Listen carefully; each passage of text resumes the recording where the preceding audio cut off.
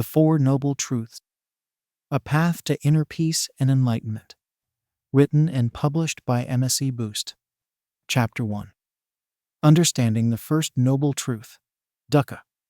The First Noble Truth, dukkha, is a fundamental concept in Buddhist teachings that encompasses the inherent unsatisfactoriness, suffering, and imperfection present in all aspects of life.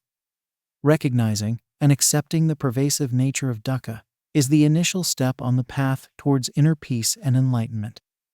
By gaining a deep understanding of this truth, we can begin to break free from the cycle of suffering and cultivate a more balanced and harmonious existence. Dukkha manifests in three distinct forms: dukkha dukkha, viparinama dukkha, and sankhara dukkha. Dukkha dukkha refers to the obvious and tangible forms of suffering, such as physical pain, illness, aging, and death.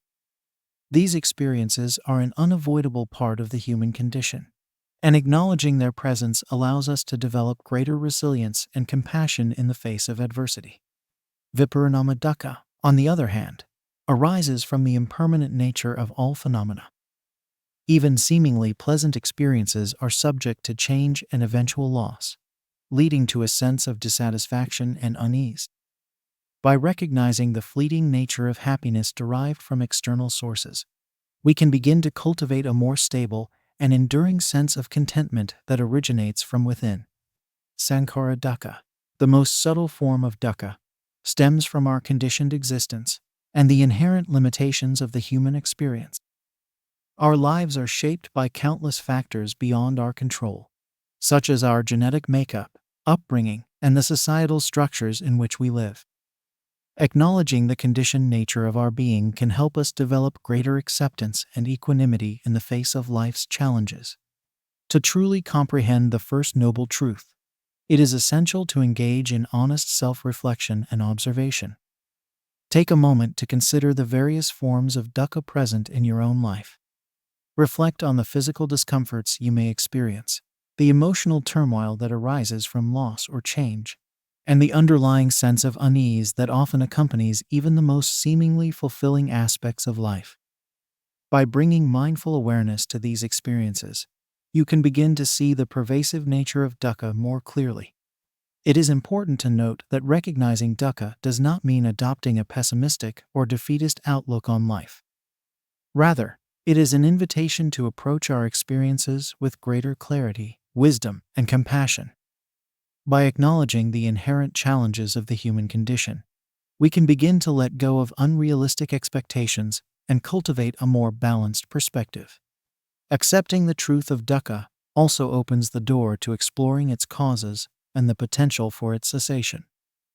The Buddha taught that our suffering arises from craving, aversion, and ignorance, which are deeply rooted in our conditioned minds.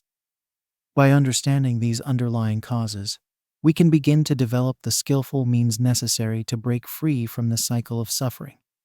Through the practice of mindfulness and meditation, we can cultivate a greater awareness of our mental states and the habitual patterns that contribute to our suffering. By observing our thoughts, emotions, and sensations with clarity and non-attachment, we can begin to create space between our experiences and our reactions to them.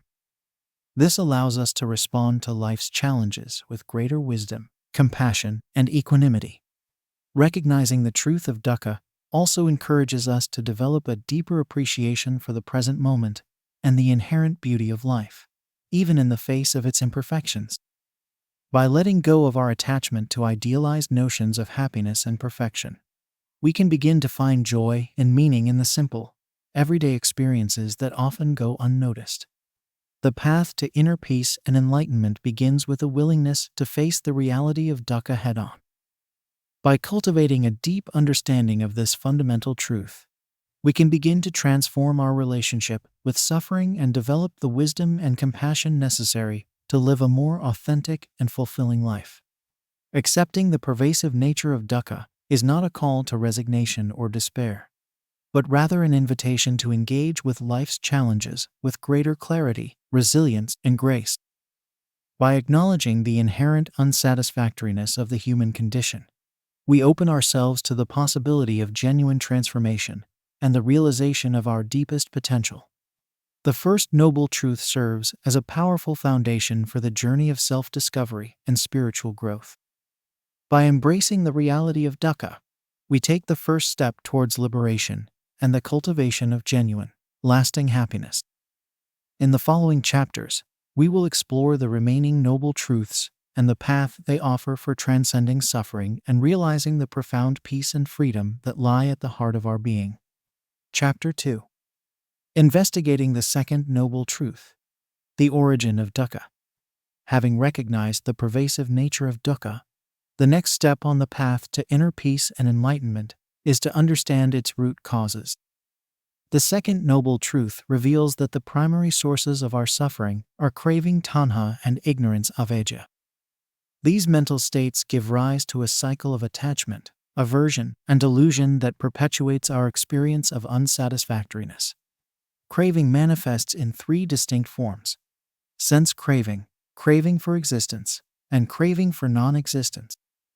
Sense craving arises from our desire for pleasant sensory experiences, such as the pursuit of delicious food, attractive sights, or pleasurable sensations. While these experiences may provide temporary gratification, they are ultimately fleeting and unsatisfactory. Chasing after sensory pleasures can lead to a state of constant yearning and dissatisfaction. As we continually seek out new and more intense experiences to fill the void within. Craving for existence, on the other hand, stems from our desire to maintain and affirm our sense of self. We cling to the notion of a permanent, unchanging identity, and we strive to protect and enhance this illusory self through various means, such as seeking power, status, or approval from others. However, this craving for existence is based on a fundamental misunderstanding of the nature of reality.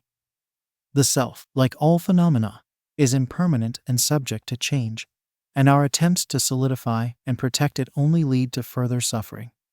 The third form of craving, craving for non-existence, arises from our aversion to unpleasant experiences and our desire to escape or eliminate them. When faced with physical pain, emotional distress, or difficult life circumstances, we may yearn for the cessation of these experiences, often through unhealthy means such as substance abuse, avoidance, or even thoughts of self-harm. However, this craving for non-existence fails to address the underlying causes of our suffering and only serves to perpetuate the cycle of dukkha. Ignorance, the other primary cause of dukkha, refers to our fundamental misunderstanding of the nature of reality. We perceive the world through a lens of duality, separating ourselves from others and clinging to the notion of a permanent, independent self. This ignorance gives rise to a host of mental afflictions, such as greed, hatred, and delusion, which cloud our judgment and lead us to engage in harmful actions that only serve to compound our suffering. To break free from the cycle of dukkha, we must develop insight into the true nature of craving and ignorance. This requires a willingness to turn inward and investigate our own mental states with honesty and clarity. Through the practice of mindfulness and introspection, we can begin to observe the arising and passing away of our cravings and aversions, recognizing them as transient phenomena rather than inherent aspects of our being. As we cultivate this understanding, we can start to develop a more balanced and equanimous relationship with our experiences. Rather than constantly seeking to grasp at pleasurable sensations or push away unpleasant ones, we learn to meet each moment with openness and acceptance. This does not mean that we become passive or resignation to our suffering, but rather that we approach it with greater wisdom and skill. The path to inner peace and enlightenment involves a gradual process of letting go of our attachments and aversions. This requires a willingness to confront our fears, insecurities, and deeply ingrained patterns of behavior. It means learning to sit with discomfort and uncertainty, rather than constantly seeking to escape or control our experiences. Through the cultivation of non-attachment and equanimity, we begin to free ourselves from the grip of craving and ignorance. We learn to find contentment and peace within, rather than constantly seeking fulfillment from external sources. This inner peace is not dependent on the presence or absence of any particular experience, but rather arises from a deep understanding of the nature of reality. The practice of generosity and compassion also plays a crucial role in overcoming craving and ignorance. When we focus on the well-being of others and act with kindness and empathy, we naturally let go of our self-centered desires and aversions. We begin to understand our interconnectedness with all beings and develop a sense of purpose that extends beyond our own narrow self-interest. Ultimately, the path to liberation from dukkha involves a profound transformation of our relationship with ourselves and the world around us. It requires a willingness to let go of our limiting beliefs, habitual patterns, and false sense of self. As we cultivate wisdom and compassion, we begin to experience a deeper sense of peace, happiness, and connection that is not contingent upon external circumstances. The second noble truth offers a powerful framework for understanding the root causes of our suffering and the path to inner peace and enlightenment. By investigating craving and ignorance with honesty and clarity, we can begin to break free from the cycle of dukkha and cultivate a more balanced and fulfilling way of being. The journey may be challenging at times, but the rewards of greater wisdom, compassion, and inner peace are immeasurable. Chapter 3. Discovering the third noble truth, the cessation of dukkha. Having explored the nature of dukkha and its origins in craving and ignorance, the third noble truth offers a glimmer of hope, the possibility of freedom from suffering. This truth points to the cessation of dukkha, a state of liberation known as nibbana nirvana.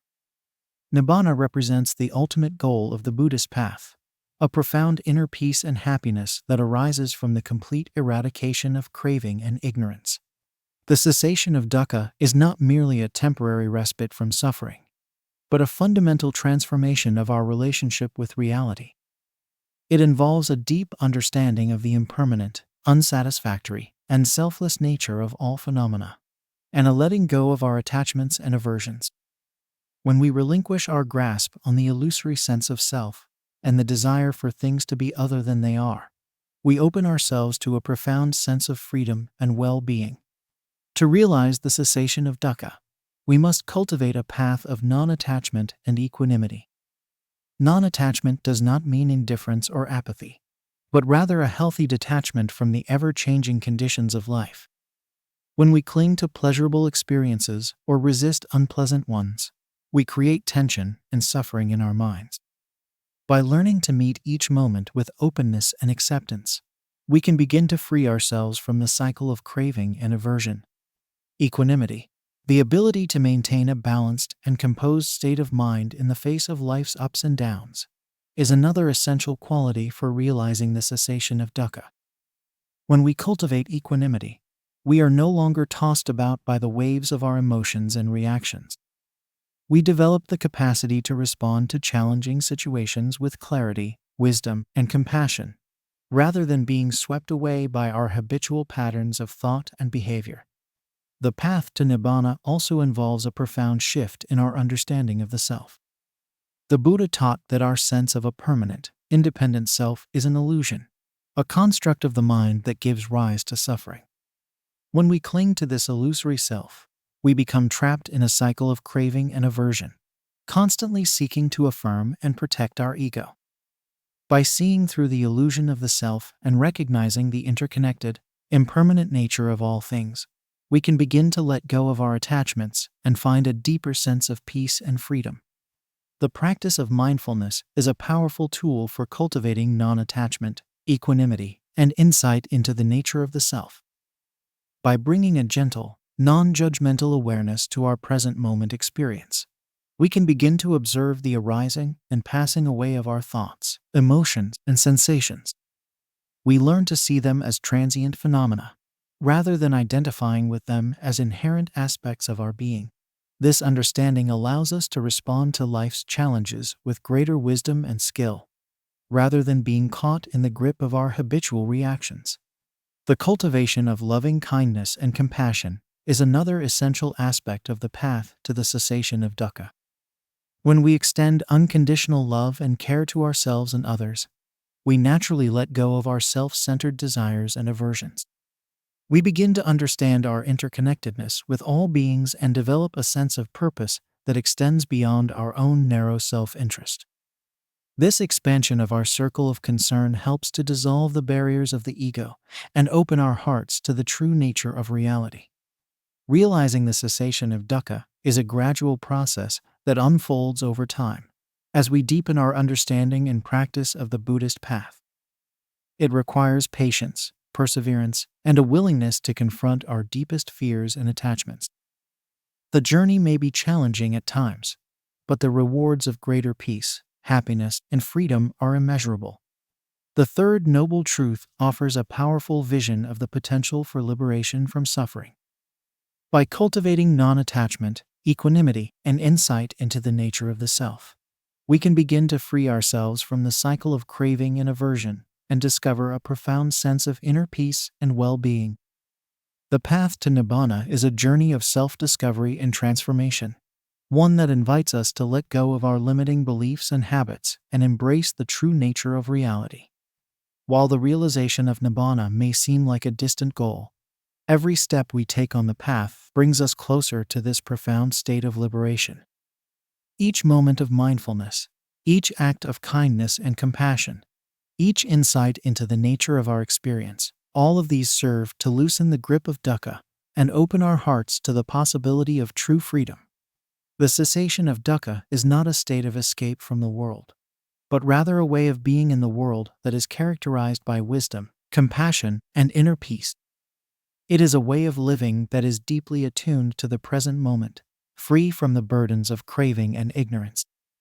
When we realize the cessation of dukkha, we discover a happiness that is not dependent on external circumstances, but rather arises from the depths of our own being. The third noble truth invites us to explore the path to liberation with courage, curiosity, and an open heart. It reminds us that, no matter how deeply entrenched our patterns of suffering may seem, there is always the potential for transformation and freedom. By embracing the teachings of the Buddha and committing ourselves to the path of practice, we can begin to taste the profound peace and happiness that arise from the cessation of dukkha. Chapter 4. Practicing the fourth noble truth, the path to the cessation of dukkha. The fourth noble truth presents the practical path to realizing the cessation of dukkha, known as the Noble Eightfold Path.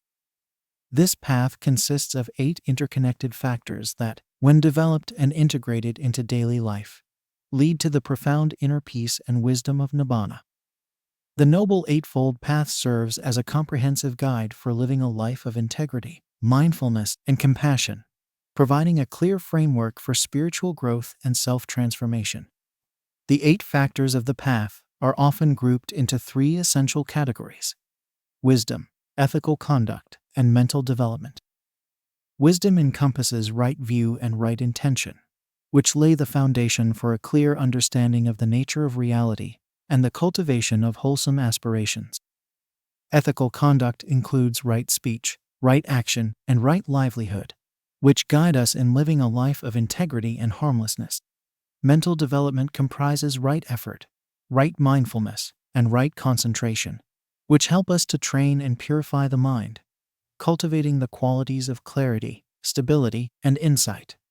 Right view, the first factor of the path, involves developing a clear understanding of the 4 noble truths and the law of karma.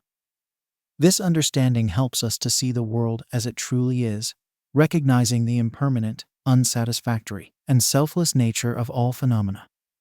With right view, we begin to let go of our attachments and aversions, seeing the inherent freedom and peace that comes from aligning ourselves with reality. Right intention, the second factor, focuses on cultivating wholesome aspirations and motivations. This involves relinquishing intentions rooted in greed, hatred, and delusion, and instead embracing intentions of generosity, loving kindness, and wisdom. When our intentions are pure and aligned with the Dhamma, our actions naturally follow suit, leading to greater happiness and well-being for ourselves and others. Right speech, the third factor, guides us in using our words in a way that is truthful, beneficial, and timely. This means abstaining from false speech, divisive speech, harsh speech, and idle chatter. When we speak with integrity and kindness, we create harmony in our relationships and contribute to a more peaceful and compassionate world. Right action. The fourth factor involves conducting ourselves in a way that is ethical and non-harmful. This includes abstaining from killing, stealing, and sexual misconduct. By living a life of moral uprightness, we create the conditions for inner peace and happiness, while also contributing to the well-being of those around us. Right livelihood. The fifth factor encourages us to earn our living in a way that is honest, ethical, and does not cause harm to others. This means avoiding occupations that involve killing, stealing, or lying, and instead engaging in work that is beneficial to society and aligned with our values.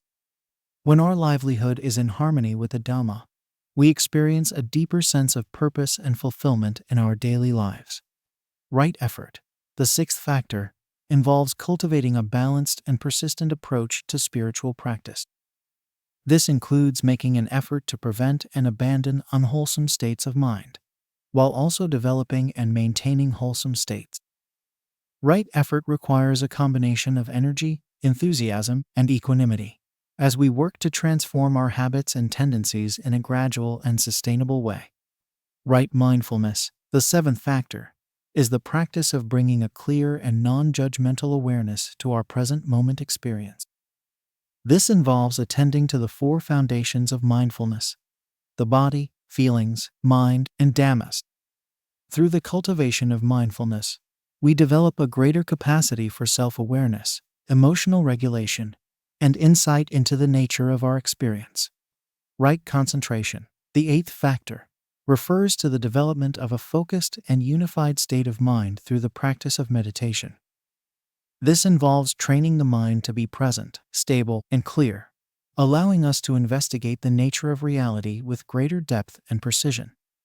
As we cultivate right concentration, we experience a profound sense of inner peace, joy, and equanimity that permeates our daily lives.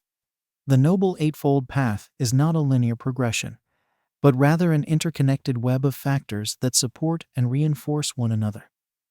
Each factor plays a vital role in the overall path, and the development of one naturally leads to the strengthening of the others. The path is a holistic approach to spiritual growth, addressing the various aspects of our being: physical, verbal, mental, and spiritual in a comprehensive and integrated way. Practicing the Noble Eightfold Path requires a combination of study, reflection, and direct experience. It involves learning about the teachings of the Buddha, contemplating their relevance to our own lives, and applying them in a practical and consistent way.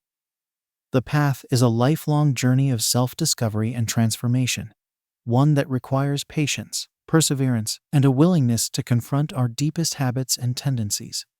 The benefits of practicing the Noble Eightfold Path are profound and far-reaching.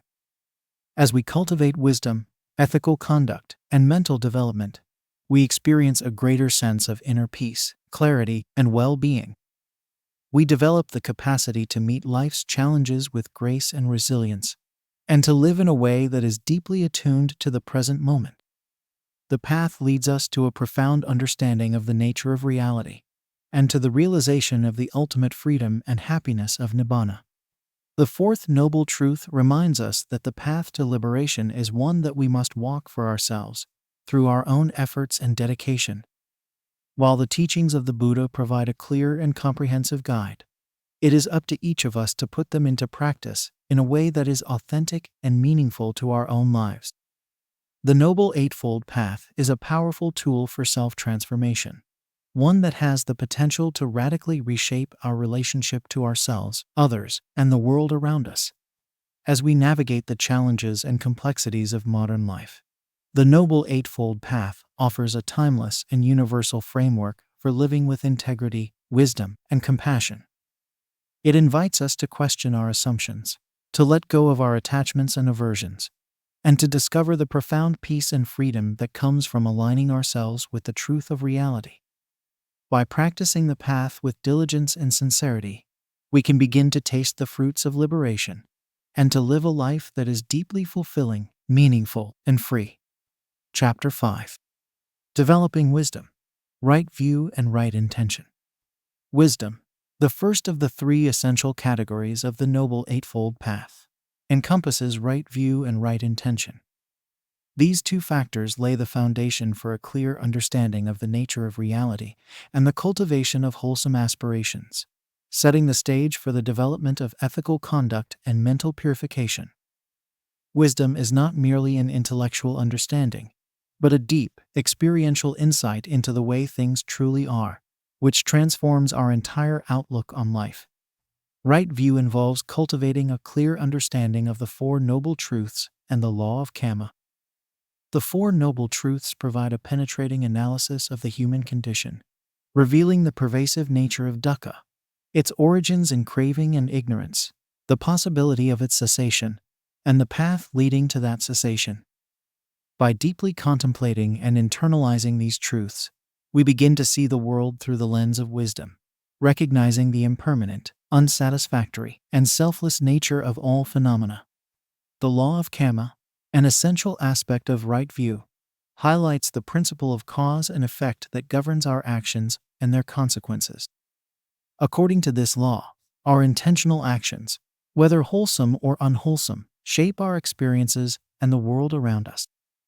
By understanding the law of karma, we take responsibility for our choices and cultivate the wisdom to make decisions that lead to greater happiness and well-being for ourselves and others. To develop right view, we must approach the teachings of the Buddha with an open and inquisitive mind, willing to question our assumptions and preconceptions. This requires a combination of study, reflection, and direct experience. We can begin by familiarizing ourselves with the core teachings of the Dhamma, such as the Four Noble Truths, the Noble Eightfold Path, and the three characteristics of existence: impermanence, unsatisfactoriness, and non-self. As we contemplate these teachings, we can reflect on their relevance to our own lives, seeing how they shed light on our experiences and challenges. However, true wisdom goes beyond mere intellectual understanding. To fully integrate right view into our being, we must apply the teachings in our daily lives and use them as a framework for self-reflection and inquiry. This involves a willingness to honestly examine our thoughts, speech, and actions, and to see how they align with the principles of the Dhamma. Through this process of self-reflection, we begin to identify patterns of craving, aversion, and delusion that contribute to our suffering, and we develop the wisdom to let go of these unwholesome tendencies. Right intention, the second factor of wisdom, focuses on cultivating wholesome aspirations and motivations. This involves relinquishing intentions rooted in greed, hatred, and delusion, and instead embracing intentions of generosity, loving kindness, and wisdom. When our intentions are pure and aligned with the Dhamma, our actions naturally follow suit, leading to greater happiness and well-being for ourselves and others. To cultivate right intention, we must first become aware of the underlying motivations that drive our thoughts, speech, and actions. This requires a willingness to look deeply into our own minds and hearts, and to acknowledge the ways in which we may be contributing to our own suffering and the suffering of others. As we bring mindfulness to our intentions, we can begin to replace unwholesome motivations with wholesome ones, consciously choosing to act from a place of kindness, compassion, and understanding. The practice of meditation is a powerful tool for developing right intention. As we sit in silence and observe the workings of our own minds, we can see more clearly the thoughts and impulses that arise, and learn to respond to them with wisdom and skill. Through the cultivation of mindfulness and concentration, we create the inner space necessary to make wise choices, rather than being driven by our habitual patterns and reactions. In daily life, we can cultivate right intention by setting clear aspirations for ourselves, based on the principles of the Dhamma. This might involve reflecting on our deepest values and priorities, and considering how we can align our actions with these aspirations. We can also consciously choose to act with kindness and compassion in our interactions with others, even in challenging situations. By consistently choosing wholesome intentions, we gradually reshape our character and create the conditions for greater peace and happiness. Developing wisdom through right view and right intention is a lifelong journey of self-discovery and transformation. It requires a willingness to question our assumptions, to let go of our attachments and aversions, and to open ourselves to new ways of seeing and being in the world. As we cultivate wisdom, we begin to experience a profound sense of clarity, purpose, and inner freedom, even in the midst of life's challenges and uncertainties. The path of wisdom is not always easy, but it is a path that leads to true and lasting happiness.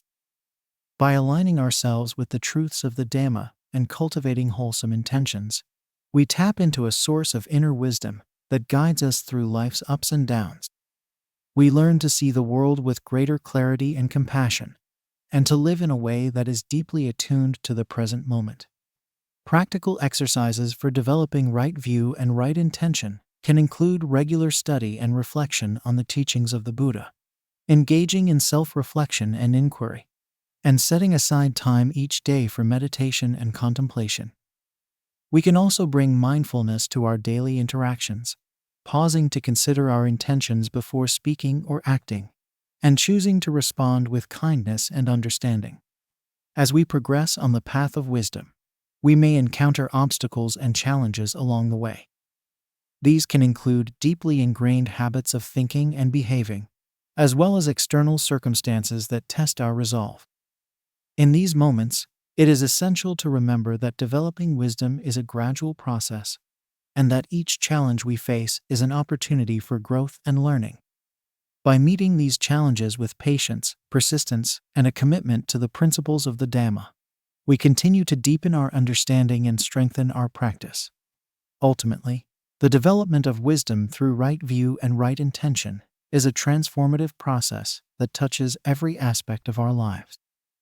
As we learn to see the world with greater clarity and to act from a place of wholesome intention, we create the conditions for a life of profound meaning, purpose, and joy. We discover a source of inner wisdom that guides us through life's challenges and uncertainties, and we learn to live in a way that is deeply aligned with the truth of reality. The path of wisdom is a path of great beauty and profundity, one that has the power to transform our lives and the world around us.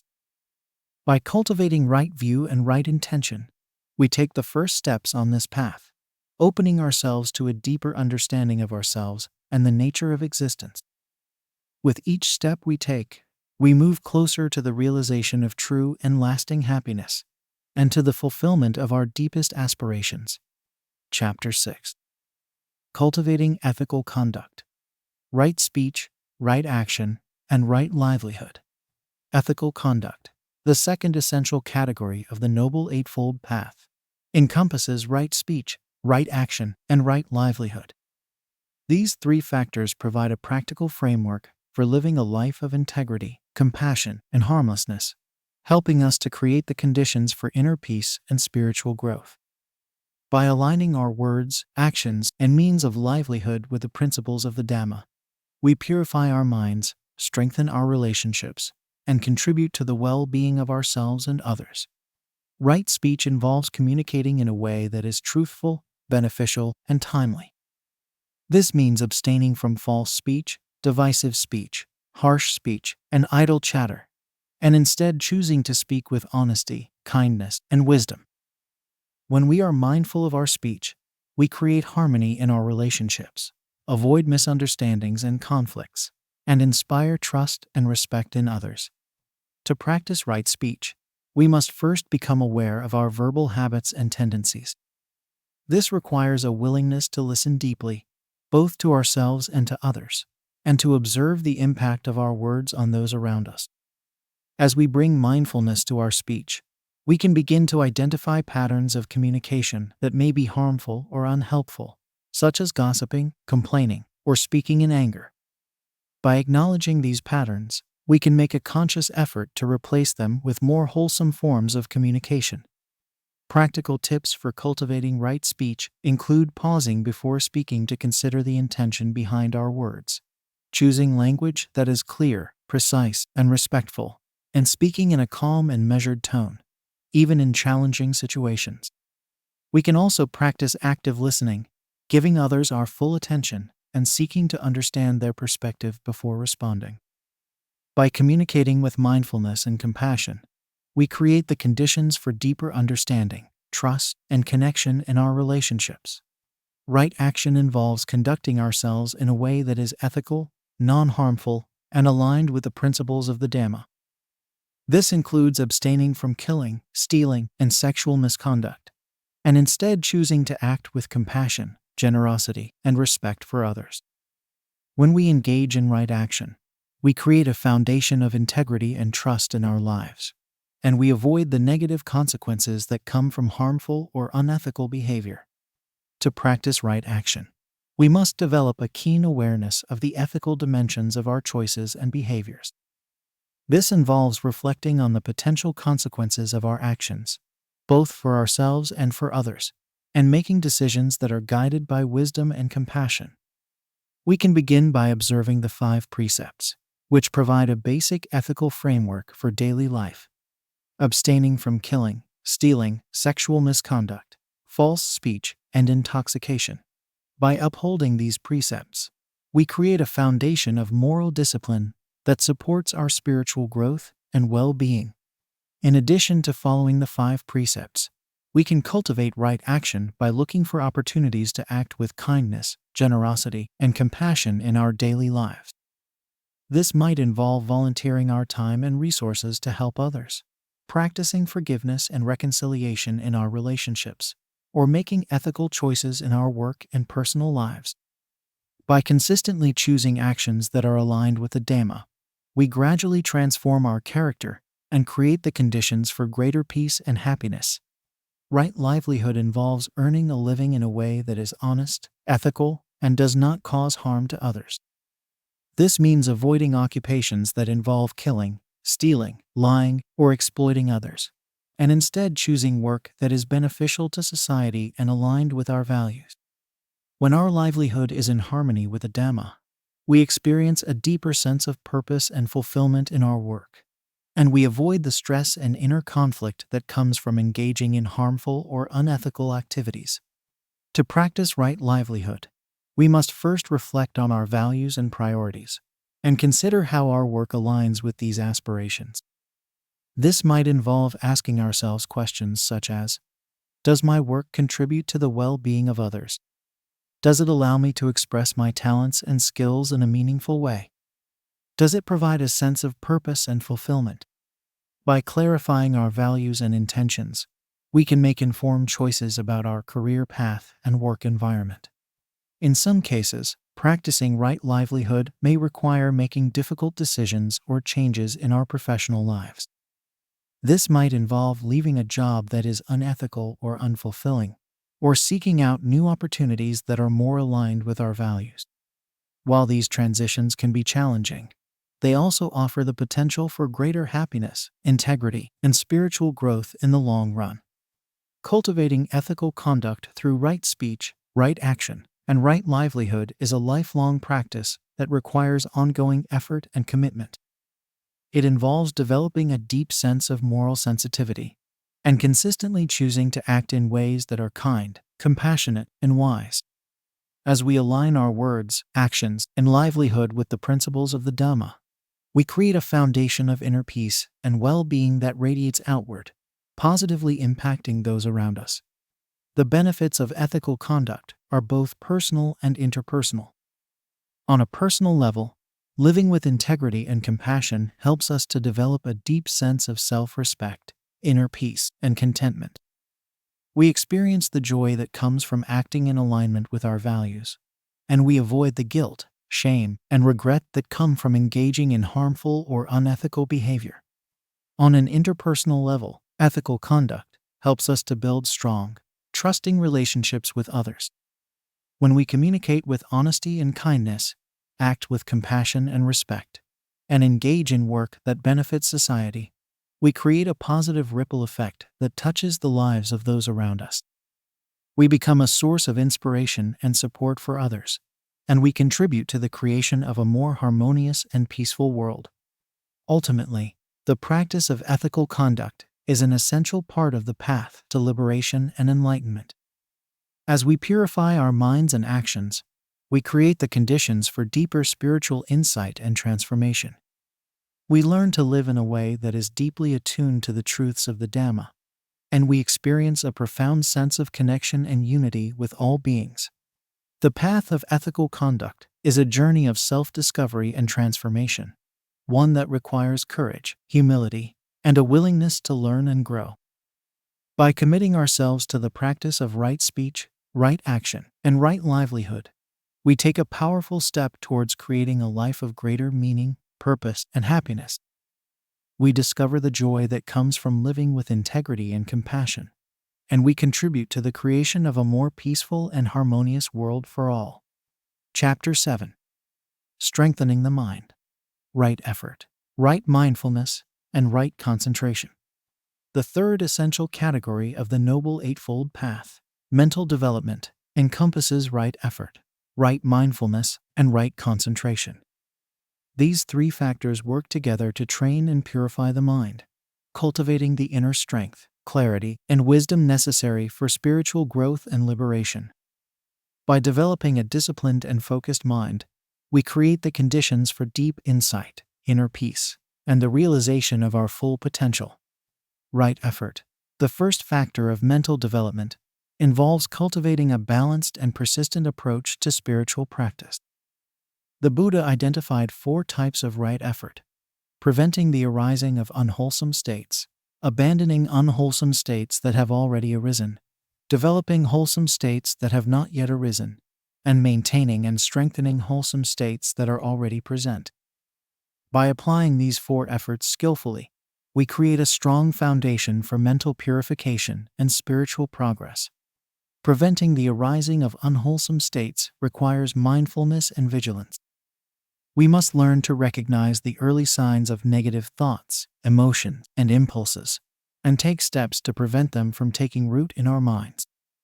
This might involve redirecting our attention to more wholesome objects, engaging in positive activities, or simply observing the unwholesome state with detached awareness, allowing it to pass away on its own. When unwholesome states have already arisen, we must make an effort to abandon them quickly and skillfully. This involves acknowledging the presence of the unwholesome state, investigating its causes and conditions, and applying appropriate antidotes. For example, if we find ourselves caught in a state of anger, we might practice loving kindness meditation, reflect on the harmful consequences of anger, or engage in a calming activity like walking meditation. Developing wholesome states that have not yet arisen requires a proactive approach to spiritual practice.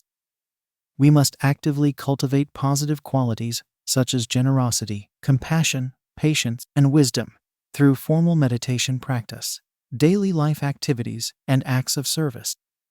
By consistently nurturing these wholesome states, we create a positive momentum in our spiritual growth and gradually transform our character. Maintaining and strengthening wholesome states that are already present is equally important. When we experience moments of peace, joy, or clarity in our practice, we must make an effort to sustain and deepen these states. This might involve returning to the object of meditation with renewed focus, reflecting on the benefits of the wholesome state, or expressing gratitude for the opportunity to practice. By cherishing and protecting our positive experiences, we create a stable foundation for further growth and insight. Right mindfulness, the second factor of mental development, is the practice of bringing clear and non-judgmental awareness to our present moment experience. The Buddha identified 4 foundations of mindfulness: mindfulness of the body, feelings, mind, and Dhamma's mental objects. By cultivating mindfulness in each of these areas, we develop a profound understanding of the nature of our experience and the workings of our own minds. Mindfulness of the body involves bringing attention to the physical sensations and movements of the body, such as the breath, postures, and activities. By grounding ourselves in the present moment experience of the body, we develop a greater sense of calm, stability, and embodied awareness. We learn to recognize the impermanent and changing nature of physical sensations, and to relate to the body with greater wisdom and compassion. Mindfulness of feelings involves observing the pleasant, unpleasant, or neutral quality of our sensory and emotional experiences. By bringing a balanced and non-reactive attention to feelings, we develop insight into their conditioned nature and learn to respond to them with equanimity and clarity. We discover that feelings are fleeting and impersonal, and that our happiness and well-being need not depend on the presence of pleasant feelings or the absence of unpleasant ones. Mindfulness of the mind involves observing the changing states and qualities of our own consciousness, such as thoughts, emotions, and mental factors. By witnessing the arising and passing away of mental states with detached awareness, we develop insight into the nature of the mind and the root causes of suffering. We learn to recognize the habitual patterns and reactions that contribute to our distress, and to cultivate more skillful and liberating ways of relating to our experience. Mindfulness of Dhammas involves contemplating the fundamental teachings of the Buddha, such as the Four Noble Truths, the Noble Eightfold Path, and the three characteristics of existence: impermanence, unsatisfactoriness, and non-self. By bringing mindfulness to these essential truths, we deepen our understanding of the Dhamma and develop a wise and compassionate perspective on life. We learn to see the world through the lens of the Buddha's teachings, and to align our actions and intentions with the path of liberation. To cultivate mindfulness in daily life, we can begin by setting aside regular time for formal meditation practice. This might involve sitting meditation, walking meditation, or body scan meditation, depending on our preferences and circumstances. By committing to a daily practice, even if only for a short period, we establish mindfulness as a habit and gradually strengthen our capacity for present moment awareness. In addition to formal practice, we can also bring mindfulness to our everyday activities and interactions. This might involve pausing periodically throughout the day to check in with our present moment experience, bringing mindful attention to simple tasks like eating, walking, or listening to others, or practicing mindfulness in challenging situations, such as during difficult conversations or in times of stress. By integrating mindfulness into daily life, we create a continuity of practice that supports our spiritual growth and well-being. Right concentration, the third factor of mental development, refers to the cultivation of a focused and unified state of mind through the practice of meditation. The Buddha identified 4 stages of concentration, known as the jhanas, which are characterized by increasing levels of stillness, clarity, and joy. By developing concentration, we create a powerful tool for self-understanding, emotional regulation, and spiritual insight. The first jhana is characterized by the presence of directed thought and evaluation, as well as feelings of joy and happiness born of seclusion. As we focus our attention on the object of meditation, such as the breath or a chosen mantra, we begin to experience a sense of calm and stability in the mind. Thoughts and distractions may still arise, but we learn to gently redirect our attention back to the object of meditation, cultivating a state of focused awareness. As our practice deepens, we may progress to the second jhana, which is characterized by the subsiding of directed thought and evaluation, and the arising of inner tranquility and unification of mind. In this stage, the mind becomes more deeply absorbed in the object of meditation, and feelings of joy and happiness become more refined and subtle. We experience a profound sense of inner peace and contentment, free from the agitation of discursive thinking. The third jhana arises with the fading away of joy, replaced by a more balanced and equanimous state of happiness. The mind becomes even more deeply unified and concentrated, and the body becomes suffused with a sense of pleasure and well-being. In this stage, we experience a profound sense of mental and physical ease, free from the excitement or restlessness of the previous jhanas. In the fourth jhana, even the feeling of happiness subsides, replaced by a pure and bright awareness, accompanied by equanimity and mindfulness. The mind becomes utterly still and clear, free from all distractions and hindrances. In this stage, we experience a profound sense of peace, clarity, and insight, and the mind becomes a powerful tool for self-understanding and spiritual realization. To cultivate concentration, we can begin by establishing a regular meditation practice, starting with short periods of focused attention and gradually building up our capacity over time. It is important to find a suitable object of meditation, such as the breath, a chosen mantra, or a visual object, and to practice consistently and patiently, without striving or self-judgment. As we develop concentration, we may encounter various challenges and obstacles, such as restlessness, drowsiness, or doubt. These are natural parts of the process and can be overcome through skillful effort and persistence. It is important to approach our practice with a spirit of curiosity, self-compassion, and patience, trusting in the transformative power of the Dhamma. The benefits of developing concentration are profound and far-reaching. By training the mind to be focused, clear, and equanimous, we create the conditions for deep insight, emotional balance, and spiritual freedom. We develop the capacity to respond to life's challenges with greater wisdom, compassion, and resilience, and to live in a way that is deeply attuned to the present moment. Ultimately, the practice of right effort, right mindfulness, and right concentration is a powerful tool for self-transformation and spiritual growth. By cultivating a disciplined and focused mind, we unlock our deepest potential for wisdom, compassion, and inner peace. We discover a source of strength and clarity within ourselves that can guide us through life's challenges and uncertainties, and help us to live in a way that is deeply fulfilling and meaningful. The path of mental development is a lifelong journey of self-discovery and transformation. It requires dedication, patience, and a willingness to confront our own minds with honesty and courage. Yet the rewards of this practice are immeasurable: a life of greater freedom, happiness, and purpose, and a heart that is open to the beauty and mystery of existence. May we all find the strength and wisdom to walk this path with grace, compassion, and joy. Chapter 8.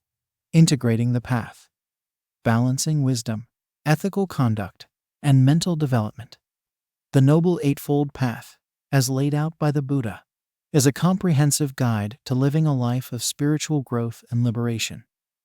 Its 8 factors are divided into 3 essential categories: wisdom, ethical conduct, and mental development. While each factor is important in its own right, true progress on the path comes from integrating and balancing all aspects of the teaching. When wisdom, ethical conduct, and mental development are cultivated in harmony, they support and reinforce one another, creating a powerful synergy that propels us towards the goal of awakening. Wisdom, which includes right view and right intention, forms the foundation of the path. Right view provides us with a clear understanding of the 4 noble truths and the law of karma, helping us to see the world as it truly is, free from the distortions of ignorance and delusion. Right intention, born from this understanding, guides our thoughts, words, and actions towards the goals of renunciation, loving kindness, and harmlessness. Together, these 2 factors of wisdom inform and inspire our ethical conduct and mental development, ensuring that our efforts are rooted in a clear and compassionate vision of reality. Ethical conduct, which encompasses right speech, right action, and right livelihood, is the natural expression of wisdom in our relationships with others and the world around us. When we speak and act with integrity, compassion, and respect, we create a positive impact on our own lives and the lives of those we encounter. Right livelihood ensures that our means of sustenance are aligned with our values and aspirations, supporting our spiritual practice and contributing to the well-being of society. By cultivating ethical conduct, we purify our minds and create the conditions for deeper concentration and insight. Mental development, which includes right effort, right mindfulness, and right concentration, is the inner work of training and purifying the mind. Right effort provides the energy and discipline needed to overcome negative states of mind and cultivate positive qualities. Right mindfulness brings a clear and non-judgmental awareness to our present moment experience, allowing us to see the true nature of thoughts, emotions, and sensations. Right concentration deepens this awareness into a state of profound stillness and clarity, creating a foundation for wisdom and insight to arise. As we develop these mental factors, we gain greater mastery over our own minds and emotions, and become more skillful in navigating the challenges of life. To integrate the path, we must approach our practice with a spirit of balance and skillful effort. This means recognizing the interconnectedness of all 8 factors and working to cultivate them in a way that is appropriate to our unique circumstances and needs. Some individuals may find that they have a natural inclination towards certain aspects of the path, such as meditation or ethical conduct, while others may need to work harder to develop these qualities. The key is to approach the path with a sense of curiosity, self-compassion, and perseverance, trusting in the transformative power of the teachings. Practical strategies for integrating the path into daily life can take many forms. Studying the teachings of the Buddha and reflecting on their relevance to our own experiences can deepen our understanding and inspire us to live in greater alignment with the Dhamma. Setting aside regular time for meditation, even if only for a few minutes each day, can help to establish mindfulness and concentration as habitual qualities of the mind. Engaging in acts of generosity and service, such as volunteering or caring for others, can strengthen our ethical conduct and cultivate a sense of interconnectedness and compassion. In our relationships and interactions with others, integrating the path means bringing a spirit of wisdom, kindness, and mindfulness to each encounter. This might involve practicing active listening, speaking with truthfulness and compassion, and acting with integrity and respect. In challenging situations, such as conflicts or misunderstandings, we can draw upon the inner resources of patience, equanimity, and wisdom, responding with skill and care rather than reactivity or defensiveness. At work and in our professional lives, integrating the path means aligning our livelihood with our deepest values and aspirations. This might involve seeking out work that contributes to the well-being of others, or finding ways to bring greater mindfulness, compassion, and integrity into our existing roles. We can also look for opportunities to practice generosity and service within our workplace, supporting our colleagues and creating a positive and harmonious environment. In terms of our broader engagement with society and the world, integrating the path means recognizing our interconnectedness with all beings and working towards the greater good. This might involve advocating for social justice and environmental sustainability, engaging in acts of compassion and charity, or simply bringing a spirit of wisdom and kindness to our daily interactions. Every action we take, no matter how small, has the potential to create positive change and contribute to the well-being of all. Integrating the path is a lifelong journey of growth, discovery, and transformation. The challenges we face, both in our personal lives and in the world around us, provide precious opportunities to deepen our understanding and put the teachings into practice. When we encounter difficulties or setbacks, we can meet them with patience, wisdom, and self-compassion, using them as catalysts for further growth and insight. Balancing the different aspects of the path requires ongoing reflection, discernment, and adjustment. Times, we may find that we need to focus more on developing a particular quality or skill, such as concentration or ethical conduct, in order to create a stronger foundation for our practice. At other times, we may need to let go of striving and simply rest in the present moment, trusting in the natural unfolding of the path. The key is to approach the journey with a sense of openness, flexibility, and care, attuning ourselves to the changing needs and circumstances of our lives. The path of the Buddha is a path of great beauty, depth, and transformative power. By integrating the factors of wisdom, ethical conduct, and mental development, we gradually purify our minds and hearts, uncovering the profound peace, joy, and freedom that lie at the core of our being. We learn to live in greater harmony with ourselves, others, and the world around us, and to respond to the challenges of life with grace, resilience, and wisdom. Ultimately, the goal of integrating the path is not just personal happiness or well-being, but the realization of our inherent potential for awakening and the liberation of all beings from suffering. As we walk this path with dedication, compassion, and skill, we contribute to the healing and transformation of the world, one heart and mind at a time. May all beings find the courage, wisdom, and love to embark on this great adventure, and may the blessings of the Dhamma guide and support us every step of the way. The path of integration is a path of great courage, requiring us to confront our deepest fears, attachments, and limiting beliefs. Yet, it is also a path of profound joy and liberation, leading us to the very heart of our being, where true peace, happiness, and freedom reside. When we commit ourselves fully to this path, we discover a source of strength, wisdom, and compassion that knows no bounds. We become a light unto ourselves and a beacon of hope for all those who suffer. May we all find the grace and dedication to walk this noble path. And may the fruits of our practice be of benefit to all beings everywhere. Chapter 9.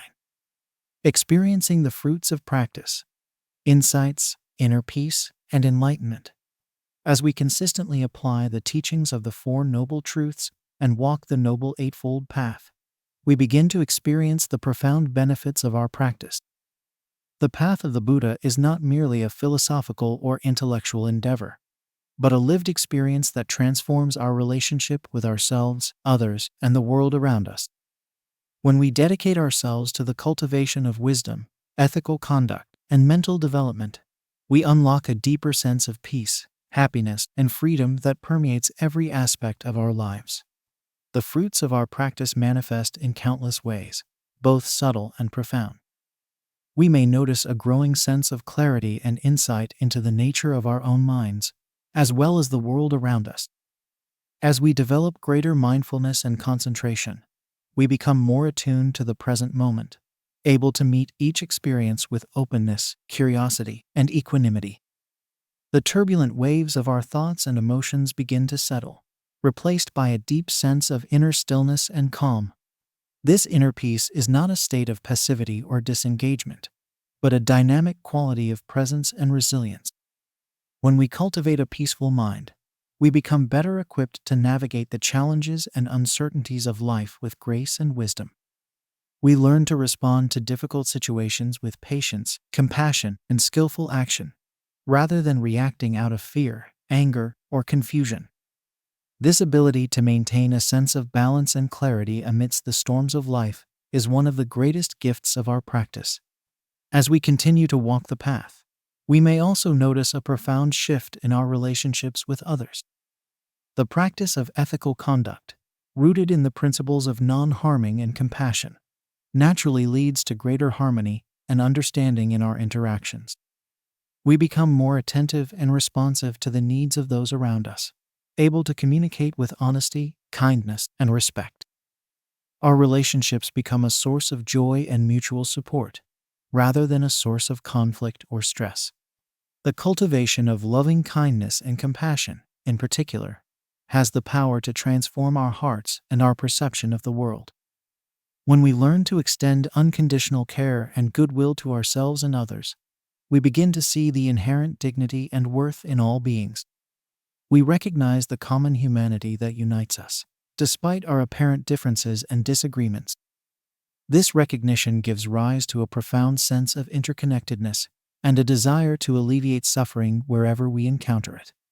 At times, the fruits of our practice may manifest in sudden moments of insight or awakening. These experiences, known as enlightenment experiences or glimpses of nibbana, can be powerful and transformative, offering a direct taste of the ultimate goal of the path. During these moments, the veil of ignorance and delusion falls away, revealing the true nature of reality in all its radiant clarity. We may experience a profound sense of unity, freedom, and boundless compassion, as well as a deep understanding of the Four Noble Truths and the workings of cause and effect. While these experiences can be profoundly impactful, it is important to approach them with wisdom and discernment. The Buddha cautioned against becoming attached to or seeking out such experiences for their own sake, as this can lead to a subtle form of craving and spiritual materialism. Instead, we are encouraged to see these moments of insight as natural byproducts of our practice, signposts along the way that affirm the validity and efficacy of the path. The true measure of our progress on the path is not the frequency or intensity of our enlightenment experiences, but the gradual transformation of our character and the quality of our daily lives.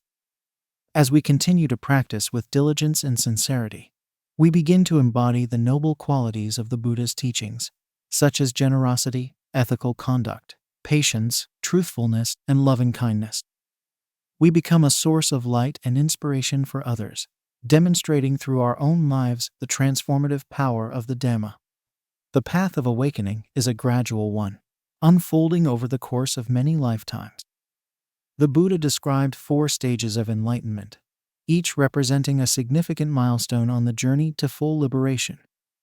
The first stage, known as stream entry, marks the irreversible entry into the stream of the Dhamma, a point at which we gain unshakable confidence in the teachings and begin to experience the fruits of the path in a direct and personal way.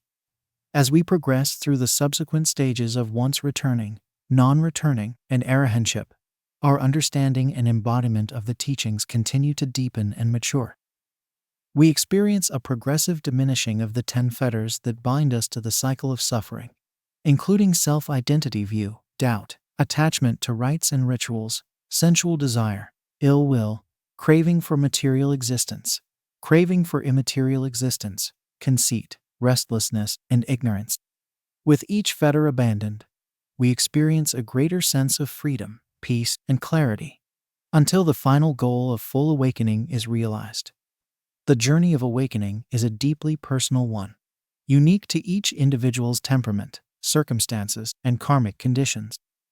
Some may progress quickly through the stages of enlightenment, while others may take many lifetimes to reach the final goal. What is important is not the speed of our progress, but the sincerity and consistency of our practice. When we dedicate ourselves wholeheartedly to the path, trusting in the wisdom of the Buddha's teachings, we set in motion a powerful process of transformation that will bear fruit in its own time. The fruits of our practice, ultimately, extend far beyond our own personal happiness and well-being.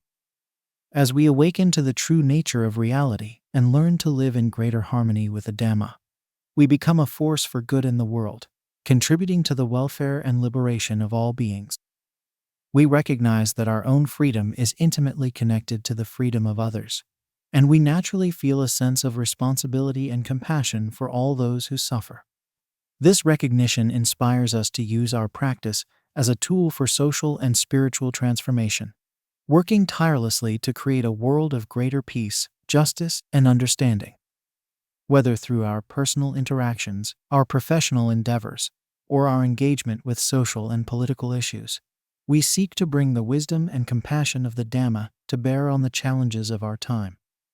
We become a beacon of hope and inspiration for others, demonstrating through our own lives the possibility of a more awakened and harmonious way of being. The path of the Buddha is a path of great courage, requiring us to confront the deepest roots of our own suffering and to work tirelessly for the liberation of all beings. Yet, it is also a path of immeasurable joy and fulfillment, leading us to the very heart of our own awakened nature. As we walk this path with dedication and wisdom, we discover a profound sense of purpose, connection, and freedom that transcends all the fleeting pleasures and concerns of the world. May all beings have the opportunity to encounter the liberating teachings of the Buddha, and may we all find the strength, courage, and compassion to follow in his footsteps, realizing the highest happiness and freedom for ourselves and all beings. May the fruits of our practice ripple out in ever-widening circles, bringing peace, healing, and awakening to the world, until all beings are freed from the bonds of suffering and delusion, and the light of the Dhamma illuminates every corner of the earth. Chapter 10. Living the Dhamma. Applying the Four Noble Truths in Modern Times. The timeless wisdom of the Four Noble Truths, as taught by the Buddha over 2,500 years ago, remains as relevant and applicable today as it was during his lifetime. Despite the many changes and advancements in our modern world, the fundamental challenges of the human condition remain the same. We all experience suffering, whether in the form of physical pain, emotional distress, or existential unease. We all seek happiness and fulfillment, often in ways that ultimately lead to greater dissatisfaction and discontentment. The Four Noble Truths offer a clear and practical path out of this cycle of suffering, guiding us towards a life of greater peace, wisdom, and freedom. To live the Dhamma in the modern world, The first step is to develop a deep understanding and acceptance of the first noble truth, the truth of dukkha, or suffering. This means acknowledging that suffering is an inherent part of the human experience, not as a pessimistic or fatalistic view, but as a realistic and honest appraisal of the nature of existence. When we resist or deny the reality of suffering, we create additional layers of stress and tension in our lives. When we learn to accept and embrace the truth of dukkha with openness and compassion, we free ourselves from the burden of unrealistic expectations and begin to find greater peace and resilience in the face of life's challenges. The second noble truth invites us to investigate the root causes of our suffering, which the Buddha identified as craving, aversion, and ignorance. In our modern lives, these afflictive states manifest in countless ways, from the relentless pursuit of wealth, status, and sensual pleasures, to the fear, anger, and despair that arise when life doesn't meet our expectations. Living the Dhamma means developing a keen awareness of these mental states as they arise, and learning to relate to them with wisdom and compassion.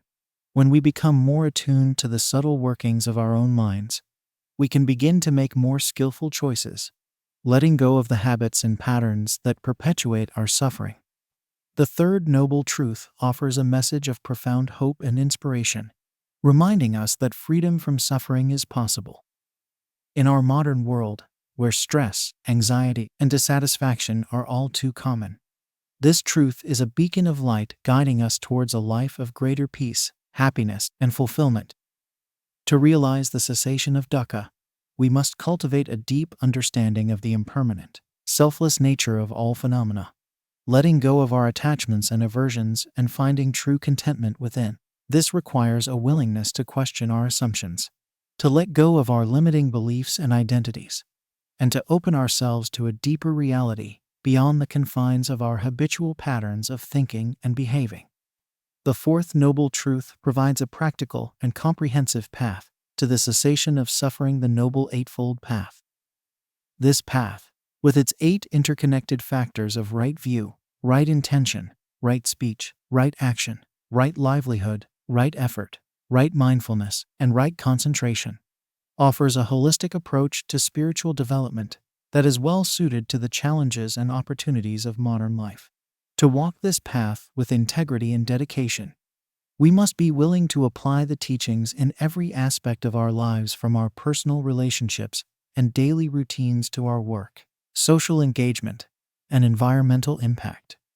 Living the Dhamma in the modern world means integrating the practice into our daily lives, finding ways to cultivate mindfulness, compassion, and wisdom in the midst of our busy schedules and competing demands. This can take many forms, such as setting aside time each day for meditation or contemplation, bringing greater awareness and care to our interactions with others, or making ethical choices in our personal and professional lives. The key is to approach the practice with a spirit of curiosity, openness, and perseverance, trusting in the transformative power of the teachings to guide us towards greater peace and freedom. In our fast-paced, technology-driven world, the cultivation of mindfulness is particularly essential. The practice of being fully present and attentive to our moment-to-moment experience, without judgment or reactivity, can help us navigate the stresses and distractions of modern life with greater ease and clarity. Mindfulness allows us to step out of the stream of our habitual thoughts and emotions, creating a space of inner stillness and perspective from which we can respond to life's challenges with wisdom and compassion. The cultivation of ethical conduct is equally important in our modern context, where the choices we make can have far-reaching consequences for ourselves, others, and the planet. Living the Dhamma means aligning our actions with the principles of non-harming, compassion, and respect for all beings. This requires us to be mindful of the impact of our speech, actions, and livelihood, making choices that contribute to the well-being of ourselves and others. When we live with integrity and compassion, we create a positive ripple effect in the world, inspiring others to live with greater wisdom and care. Application of the Four Noble Truths also calls us to engage with the suffering of the world, to bring the insights and practices of the Dhamma to bear on the social, economic, and environmental challenges of our time. This means working to create a more just, peaceful, and sustainable world, guided by the principles of wisdom and compassion. Whether through acts of generosity and service, engaged social action, or simply bringing a more awakened presence to our daily lives, we all have a role to play in the collective healing and transformation of our world. On this path of living the Dhamma, the support and guidance of a community of fellow practitioners is invaluable. In our modern world, where many of us feel disconnected and isolated, finding a Sangha or spiritual community can provide a source of inspiration, encouragement, and accountability. Whether through local meditation groups, online forums, or residential retreats, connecting with others who share our aspirations and values can deepen our practice and sense of belonging. The journey of living the Dhamma is a lifelong one, requiring patience, dedication, and a willingness to learn from both our successes and failures. The teachings of the Buddha are not a set of beliefs to be adopted, but a roadmap for self-discovery and transformation that each of us must walk for ourselves. When inevitable challenges and setbacks arise, seen as opportunities for growth and learning, which means to meet ourselves and others with kindness, forgiveness, and understanding, trusting in the inherent wisdom and resilience of the human spirit. Ultimately, living the Dhamma in the modern world is about discovering a way of being that is deeply attuned to the truths of existence, grounded in the cultivation of wisdom, compassion, and inner freedom. When align our lives with these timeless principles, tap into a source of peace, joy, and resilience that can carry us through the ups and downs of life with grace and equanimity. Radiate this awakened presence into the world, becoming a force for healing, connection, and positive change in our communities and beyond. The path of the Four Noble Truths is a precious gift, a timeless wisdom that has the power to transform our lives and our world in profound ways. Has the courage and dedication to walk this path, step by step, living at heart of the Buddha's teachings in every moment of our lives. Open ourselves to the deepest truths of existence. In so doing, we awaken to the boundless potential of the human spirit.